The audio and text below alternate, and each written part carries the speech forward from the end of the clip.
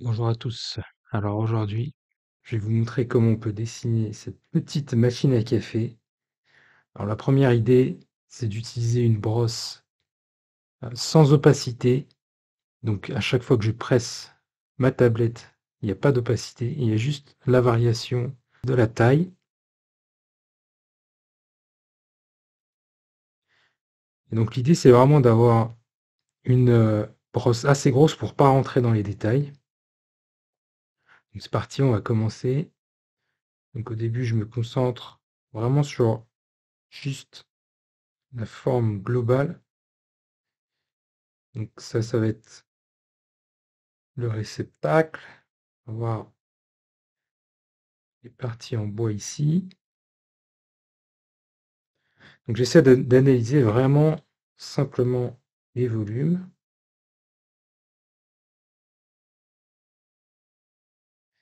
Et vous voyez comme elle est vraiment très grosse cette broche, ça m'évite d'aller trop dans le détail. Parce que pour cette partie, c'est vraiment pas intéressant.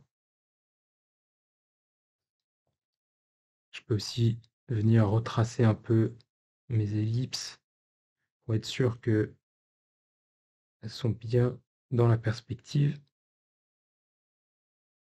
Ok. Puis après je viens. Là, je peux carrément y aller avec une silhouette, quoi. Vraiment, je me concentre sur la forme.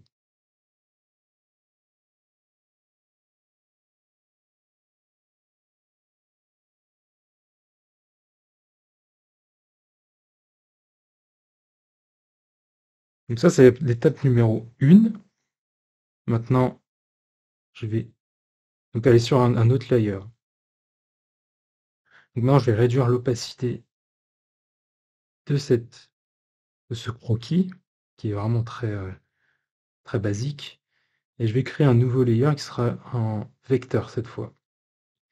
Alors là, ici, je vais vraiment me concentrer sur la ligne, parce que ça va être mon clean. On appelle ça le clean, bon, c'est la mise au propre si vous voulez.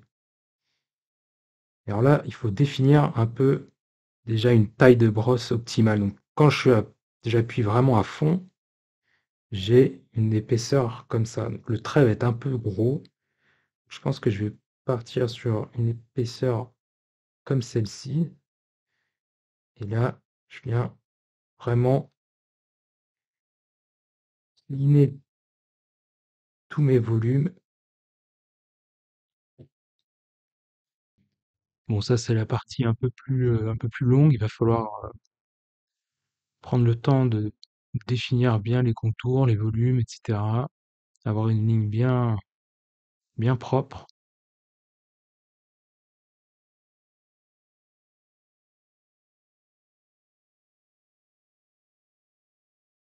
Donc maintenant qu'on a fini cette deuxième étape,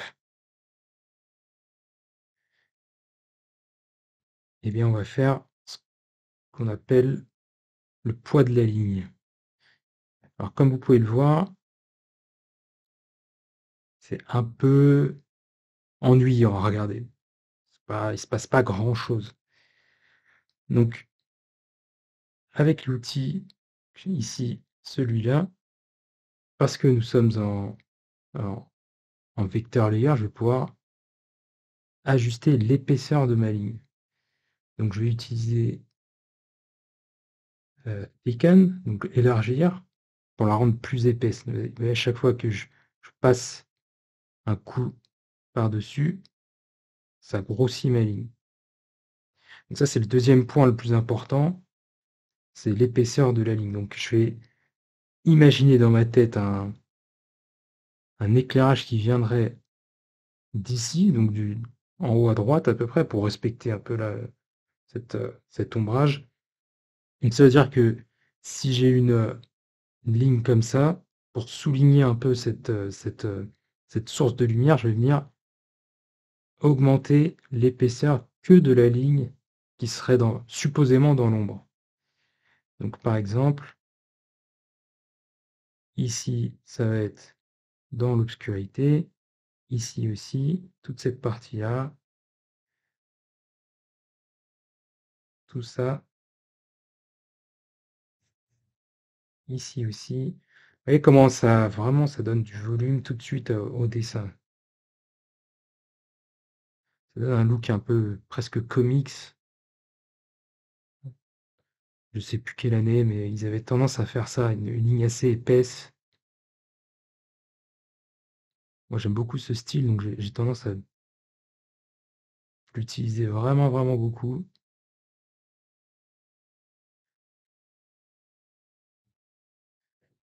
Là, ça vient carrément rattraper tout le dessin, quoi. Parce que là, il était un peu ennuyant, mais là, maintenant, ça devient clairement plus joli. Et tout de suite, là, ça donne vraiment du volume. C'est exactement ce qu'on cherche. Alors, vous pouvez le faire à la main, hein, bien sûr, hein. Si vous avez votre dessin comme ça, vous pouvez tout à fait venir redessiner vos parties à la main. Ça fera exactement le même effet, c'est juste plus chiant, quoi. Tant qu'à faire, autant profiter des outils numériques. Alors, la dernière étape, ça va être de rajouter un peu du détail. Donc, vous voyez, par exemple, ici, on a une accroche de lumière, là, tout ça ici. Donc, je vais venir un peu, comment dire, redessiner un peu tout ça. Bon, avec cette fois-ci des lignes assez fines pour vraiment créer l'illusion d'une certaine épaisseur. Là, pareil, je vais venir un peu suggérer, ça vient en tournant ici aussi. Là, je vais vraiment exagérer aussi ce côté-là. Alors, pour les fleurs, là, ce qui est pas mal aussi, c'est de créer un nouveau layer. Je vais utiliser la symétrie, encore une fois, et je vais venir dessiner un petit croquis des fleurs. Bon, c'est sur le côté, c'est un peu un truc secondaire, donc c'est peut-être pas la peine d'y passer trop de temps, mais voilà, juste pour pousser un peu le délire.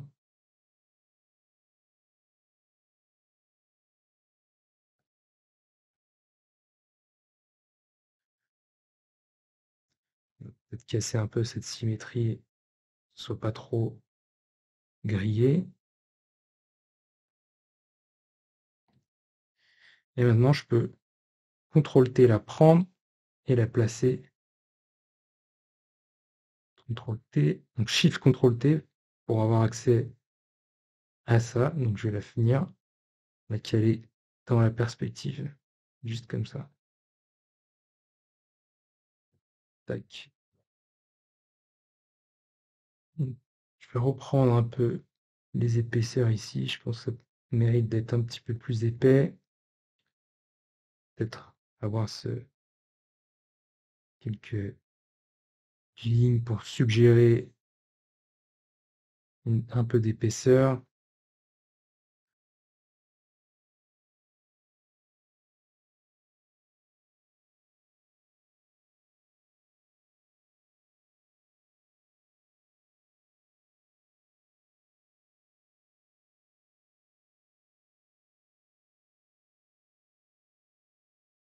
Donc voilà. Et la dernière étape, si vous voulez vraiment pousser encore plus, c'est ce que j'appelle les ombres de contact.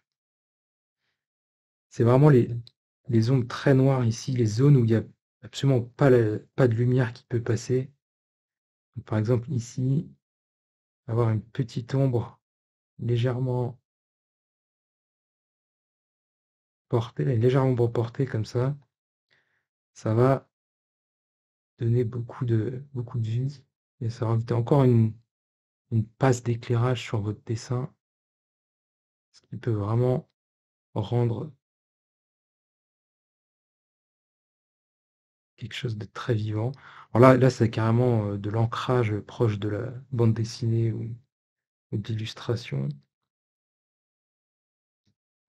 mais ça peut être intéressant d'en rajouter quelques-unes, histoire de vraiment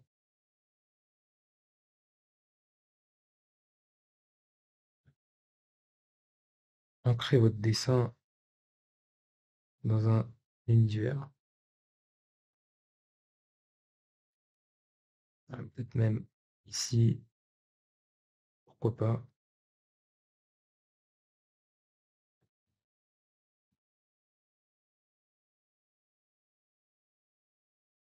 Vous voyez, sans, quand même, un peu moins bien.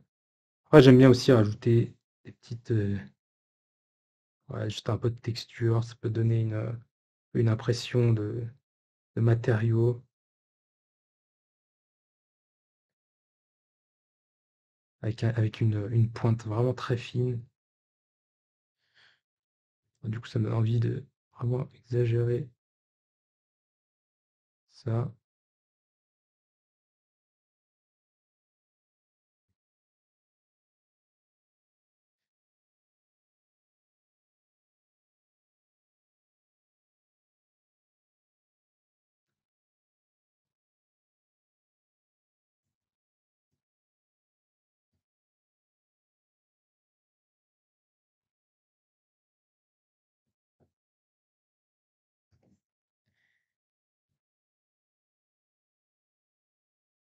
Donc voilà, donc en suivant ces 5 étapes, vous allez pouvoir vraiment avoir beaucoup de résultats sur vos dessins. Ça va vraiment leur donner quelque chose de super.